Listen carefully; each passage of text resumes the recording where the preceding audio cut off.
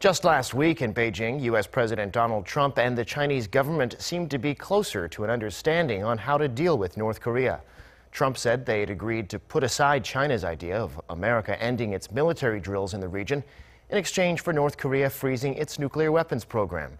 But China now says it stands by that plan, the so-called freeze-for-freeze proposal. Hyun-bin reports. President Trump, fresh off his five-nation tour of Asia, suggested on Wednesday that his Chinese counterpart Xi Jinping had agreed to drop China's long-standing freeze-for-freeze proposal to resolve the North Korean nuclear issue.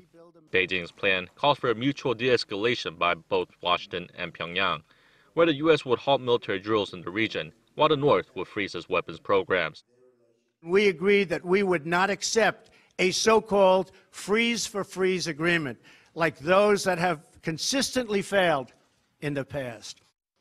However, China's foreign ministry spokesperson told reporters at a regular briefing on Thursday that the proposal remains firmly in place. We believe that the dual suspension proposal is the most feasible, fair and sensible plan in the present situation. Not only can it relieve the present tense situation, it can also resolve all parties' most pressing security concerns. Meanwhile, U.S. Defense Secretary James Mattis said Thursday that there could be an opportunity for talks between Washington and Pyongyang if the regime halts all testing and development of its nuclear and missile programs. The regime's last missile test was 2 months ago, but U.S. officials say they have seen no signs that Pyongyang has halted its development.